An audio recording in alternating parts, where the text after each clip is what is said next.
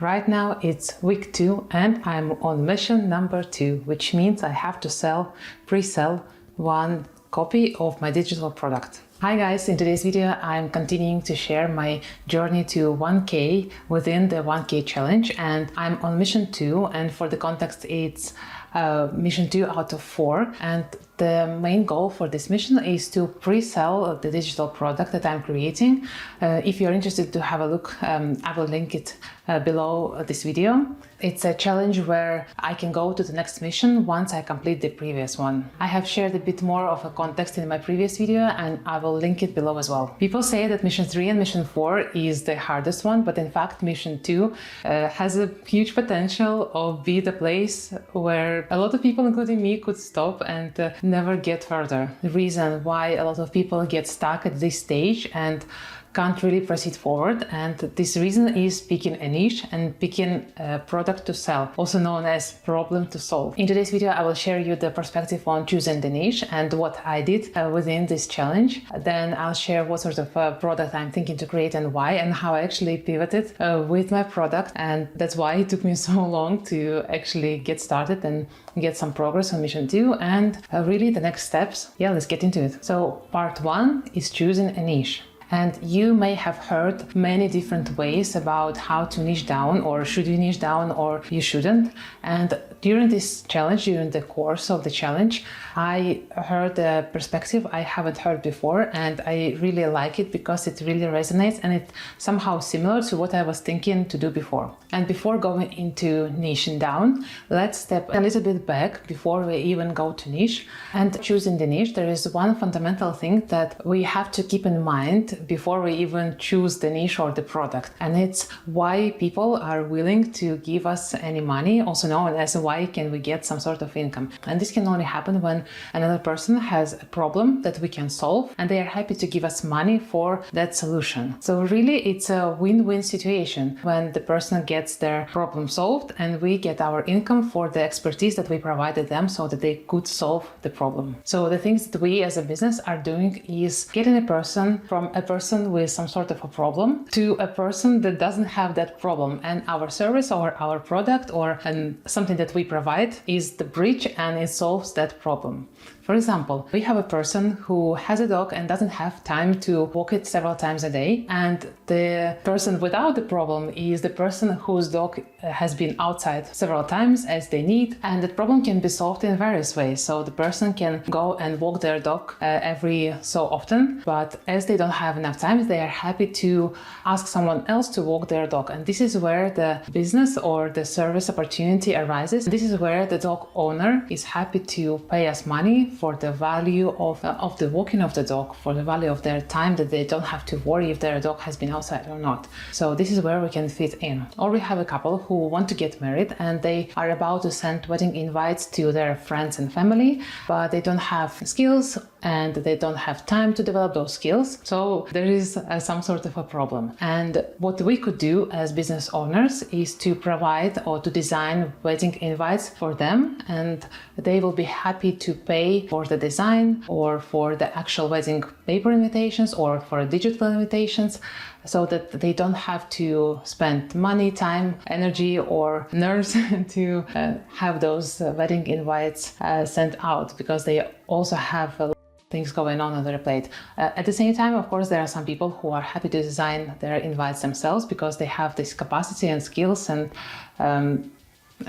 a wish to do it. But really there are also people who are happy to pay for those wedding invites, would it be a digital version or paper version, and this is where there is an offer from various businesses to do it. Another example would be with the business, not directly with the person. And for example, if a business owner wants to make their business visible online, they choose to do it with video content, but they are not ready to invest in all the equipment, learning, and really time-consuming video production. They are happy to outsource it, so get someone else to do it for them because they really see a value, because every well thought through and every well-created video brings income to their business. So they really see the value in that service and they are happy to exchange this value for the money with another freelancer, another person, another business who are professionals in that kind of service and can do it with a good quality and within the reasonable time. So now when it comes to niche, there are various ways how to approach it. And the first thing we could do is we could try to tap into all those examples that I shared. So for example, I start trying to walk in the dogs to my neighbors.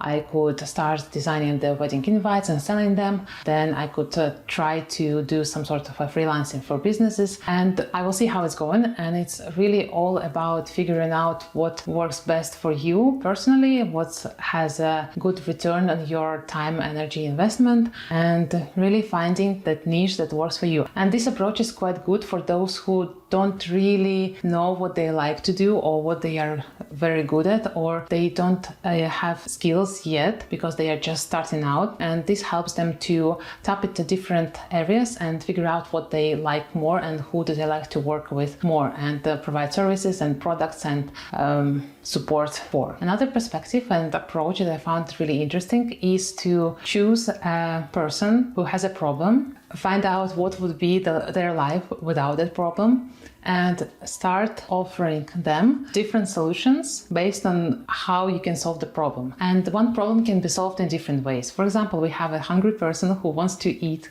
and if we were to solve this problem, the person is full and happy and doesn't want to eat, is not hungry. So there are multiple ways how we could solve this problem. So we could offer them a grocery so that they could go and buy food and cook it themselves. We could offer them a cafe so that they could go to cafe and eat and not feel hungry.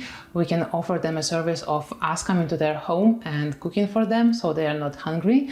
And so just this one simple problem of person being hungry can be solved in various ways. And it really depends on multiple factors of what solution would be best to that person. So the perspective I'm taking for the challenge, and I think further down the line, is to find a person who has a problem, figure out what would be their life without the problem, and finding ways how I could help that person with my knowledge, my skills, my expertise, my interests, and figure out, do I really like helping this person? Part 2, choosing my niche.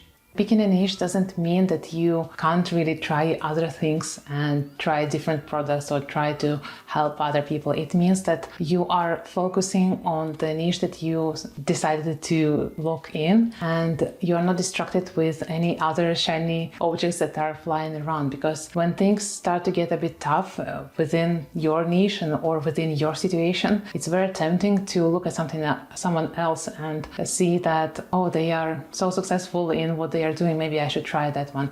Picking a niche is really about focus and attention and eliminating the distractions for some time. For someone it can be 6 weeks because in the end of the challenge they decide that, okay, this is not my niche, I don't like it, I don't feel comfortable. But for someone it will be something that they will stick with for quite a while. For picking a niche, I did ask myself some questions about what do I like to do, what I'm good at, what are my strengths and where are my passions, and what is the advantage that I have that maybe not so common within other people. And of course every person has something that they have been doing for some time, and just because of the experience and repetition they have quite more knowledge and some know-hows comparing to other people. And for me this is first of all being really good technically, because as I mentioned, I'm former engineer turning into freelancer, turning into entrepreneur, and hence it's easy to acquire any technical skills for me or understand if the person I'm working with is related somehow to technical area. Secondly, I'm quite good at creating videos for other businesses, especially when it comes to the strategy and understanding their clients, because I have been working with multiple businesses previously, filming the social media content for them with my phone or sometimes with a camera, and I've done a lot of this strategic thinking for them about are they really talking to, and a lot of times I notice some misalignments with what they are trying to sell, to whom they are trying to sell, and the content that they were posting. And this is something we were solving, and I heard a lot of positive feedback on the vision, on the strategy, and this is what I'm quite good at. I also like working with business owners. It was really a great time for me to learn about how they decided to start business and how it's going, and also with beginner business owners or freelancers or creators, because I can pass my experience and knowledge to them in a quite a systematic way that will hopefully help them to understand better, grow faster in more sustainable way, and maybe adding some clarity to their daily routines about what they have to do. So the niche that I picked is I will be helping small business owners, freelancers and creators. And a lot of times this is all one group of people, because as a small business owner, we're usually doing everything ourselves. And usually those people don't have enough time, or when they start working, they are very overwhelmed with the amount of things that happen at the same time, and they have to keep track of it all. And so that's the problem that they usually have. And what I will be helping them is getting clarity about what's going on, because a lot of times we got so many different things happening in different places.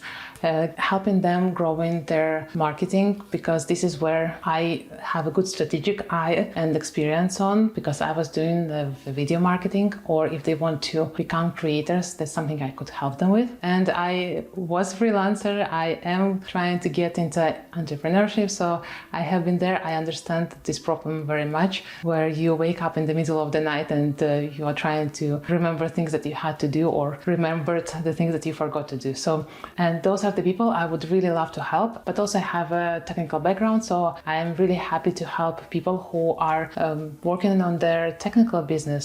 And getting back to the challenge, the task for mission 2 was to decide a niche and to think of a digital product that we could pre-sell to our potential clients. And this doesn't mean that we have to build a product from scratch. It means that we have to have a solid idea that would be really interesting for the people that we would like to work with, and get one sale of that product. And what I decided to do is I decided to start with, I decided to start with marketing, because there are so many different platforms, and what I heard from various people is that they are overwhelmed with a number of platforms to post. They don't know where to post, and initially I thought I will create some sort of a quiz that will help people to understand which platform would be best to use for their business, depending on what is their business. But then I was a bit reluctant to start working on it.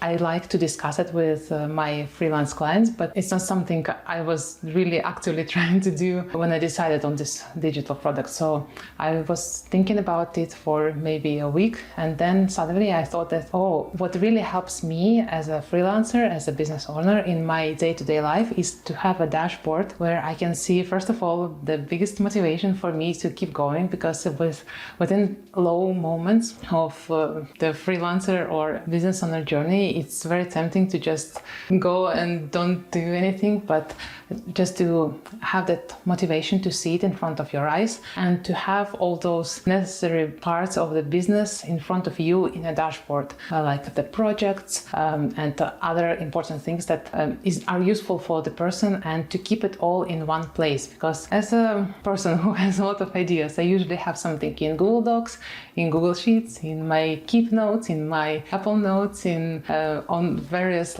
email drafts, but I thought I will combine it all together in a Notion dashboard, and I have one myself. It's a bit simplified, because I still try to figure out what do I really need, what I don't. But I already have some idea of what would be helpful for me, and this is something that I will be creating as my product for mission 3. So for mission 2 is to pre-sell this product, and I will leave the link below, so that if it's something that might be interesting for you, or you know someone who might be interested in it, you could check it out. And once I get one sale of this product, I can continue to go to mission 3 and start building the product and figure out what are the next steps. So, and it's not just figuring out the product, it's actually making it clear for the client or potential client that was part of this mission. So the idea for this mission was to create a catching headline, to understand who this product is for and what sort of problem does it solve, to share why you are the person who will be good to solve this problem with the digital product, and to share what will be included in that product. And this is what takes a bit of time to practice, to figure out, to make sure that it's clear. And it's now ready.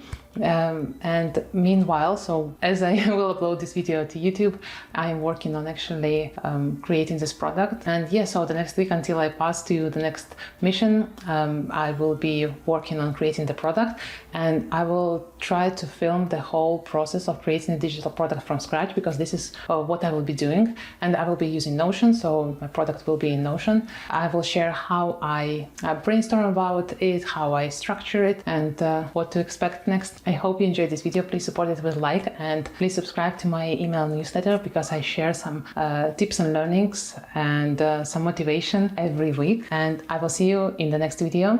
Bye!